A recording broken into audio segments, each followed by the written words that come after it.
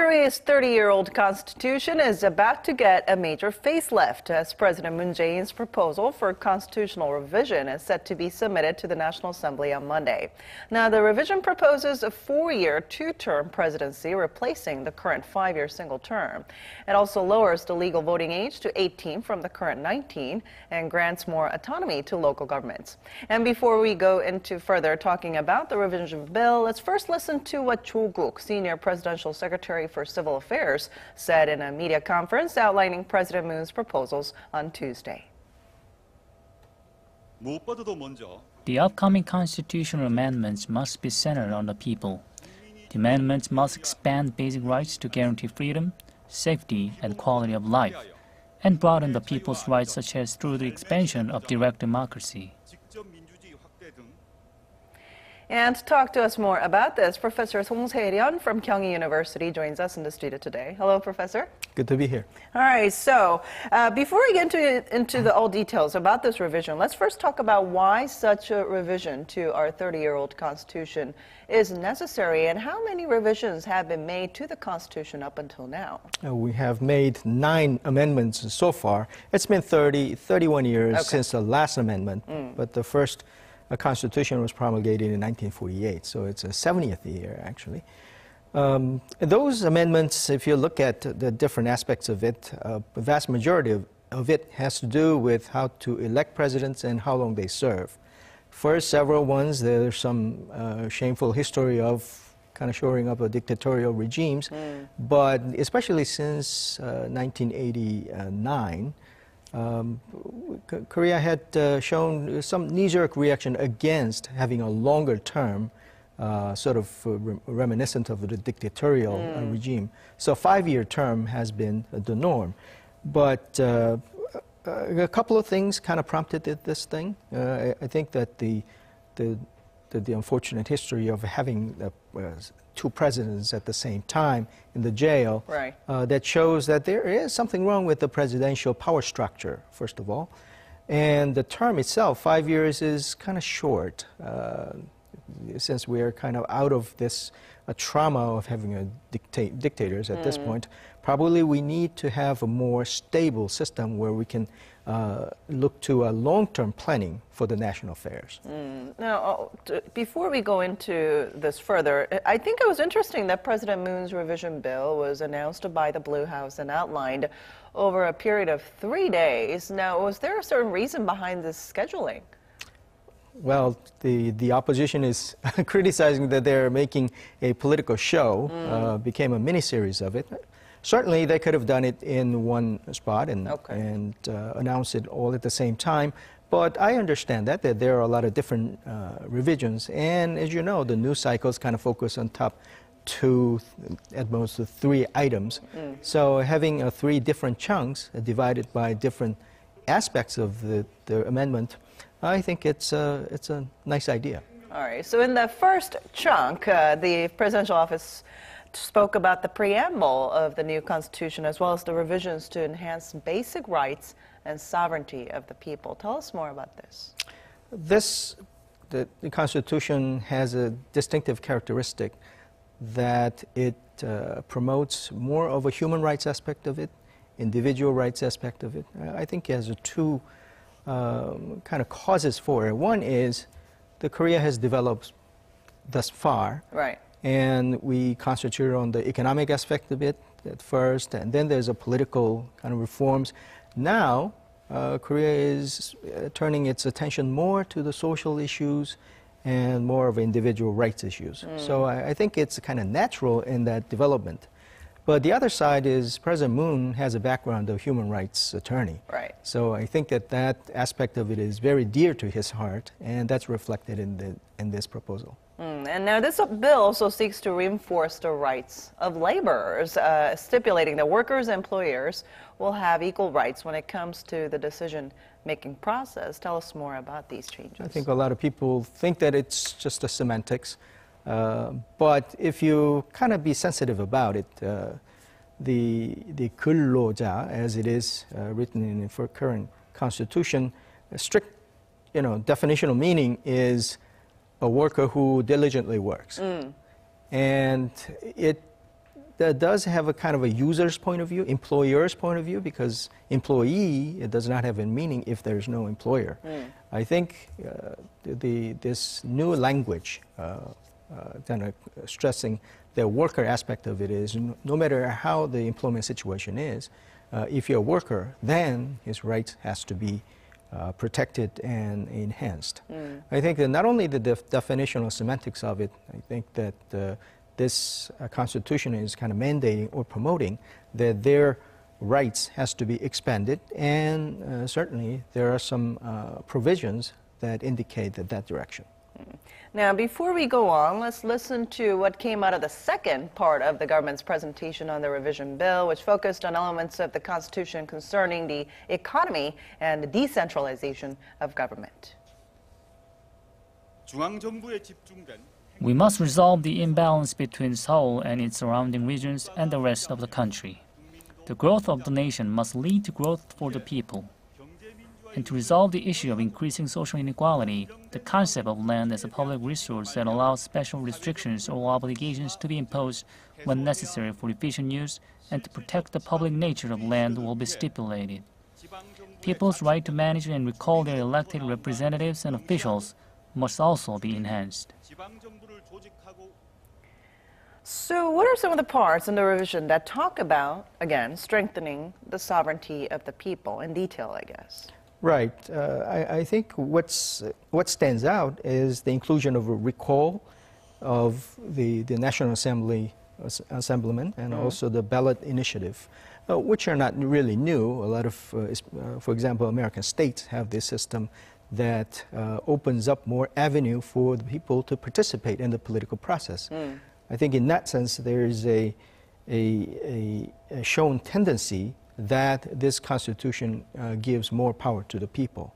I think what it does is that, if you put it simply, a lot of, not all, but a lot of National Assemblymen will bow very deeply during the election campaign, but then after that they will just forget about their constituents and then come back after the next election cycle.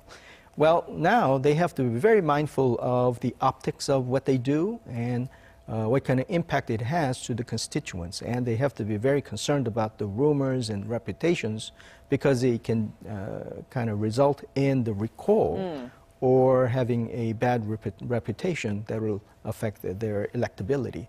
So I think it kind of brings the constituents and the elected officials closer together. All right. And as we just heard from Mr. Cho Kuk, tell us more about the changes we can expect in regards to the concept of land as a public resource. Well, the real estate obviously is a private property, but as you can see in the kind of zoning laws and all those, the real estate and the buildings on it has a public nature to it. For example, tall buildings will affect the adjacent buildings in the sunlight accessibility and the skyline, the aesthetics of it, the beauty of it, will affect everybody.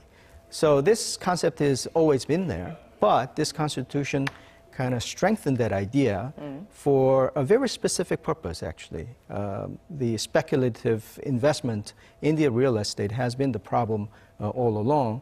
So this constitution makes it possible for the president and the government to regulate more of the use and the investment aspect of the real estate. I think it has a singular purpose to it. And the presidential office also says the revision will provide a legal basis for the transfer of the capital. Tell us more about this. Right. It's a little bit peculiar.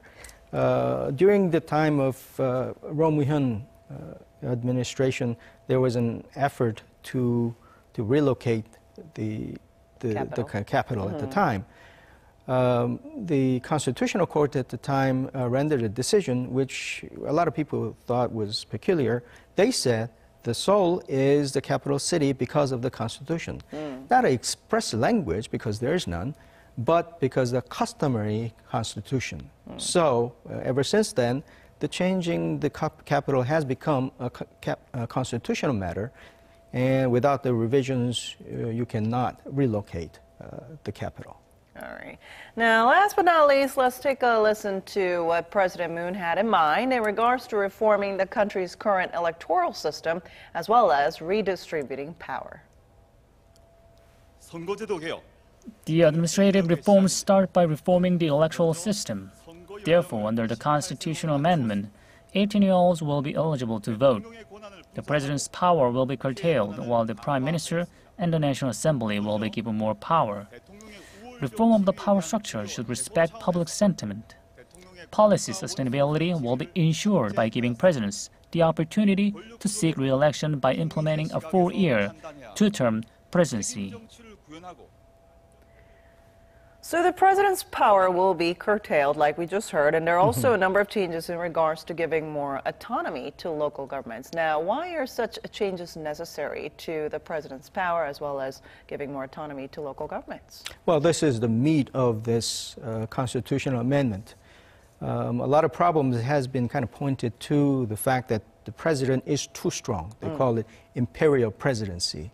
Whether it is exactly, you can make the cause singularly on that point or not, that has been on the agenda every time we have talked about the amendments. So in that sense, they made several changes. One is some of it are optics. They deleted the phrase that says he's a head of state, which doesn't, in effect, it does not change much, but they want to make the languages to the point that the president is not the imperial president, and the president does not have all the powers. You have to look at it from the other side of the amendment, which is, as you said, the strengthening of the local governments, which will have the impact of changing the landscape of our political system, where instead of just looking at the central government to do everything, the local government, although it has been kind of going to that direction, probably this is pushing further, that the Korean life should be a local life more than anything, and all the politics and the concerns that people have should be the local matters rather than the singularly central government matters. And going along with that, the proposal pushes for a 2-term, 4-year term for presidency instead of the current 5-year single term. I know you talked about this earlier, but tell us more about why this was necessary. Right. It's a U.S. system. I think that the 8-year term, now the incumbent always have a very big advantage over the new challengers. So it's not a stretch of terms to say that this is a really 8-year term proposal. Unless extraordinary affairs happens, you will get re-elected. I think that's the expectation. That allows a longer term, the planning, and it allows for kind of putting into a system where the long-term perspective can work. I think that the frequent criticism about the current presidency system is you become a president, and in a couple of years you get used to it, and then you become a lame duck about a year after. So that eliminates that kind of prospect. But I think the downside is also probably anticipatory, because in the U.S. you see that after a couple of years of presidency, you start campaigning for the second term. And as you know, that Donald Trump has already campaigning even before the 1 year is out. So a lot of people say that that's a waste, but I think there's a give and take. I think at this point, a lot of people have a consensus that at this juncture in the Korean politics, we need a longer-term plans. So there's been a lot of opposition from political parties in regards to this revision, but I mean, what awaits this revision bill once President Moon submits it to the National Assembly on Monday? Well, I think the opposition, probably. And this is an interesting part of political drama. The opposition is saying the prime minister should be strengthened, and it has to be to the point where it's like a parliamentary system. Now, the same proposal, the presidency-based system was proposed by the now opposition party several years ago. At that time, the main ruling party at the time, as an opposition party, made the same argument that the opposition party is making now.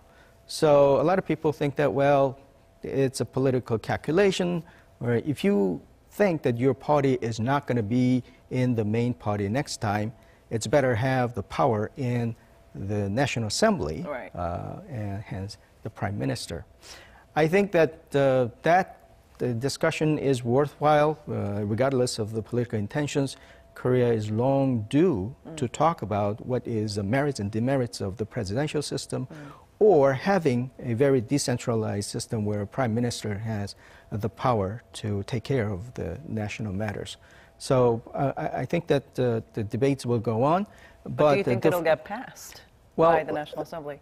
A lot of people are pessimistic, and I kind of join it because of the matter. But if you look at the prospect of it, if you're an opposition party, if you successfully block it, then you're stuck with the presidential system in the next cycle as well, and which is not an attractive option.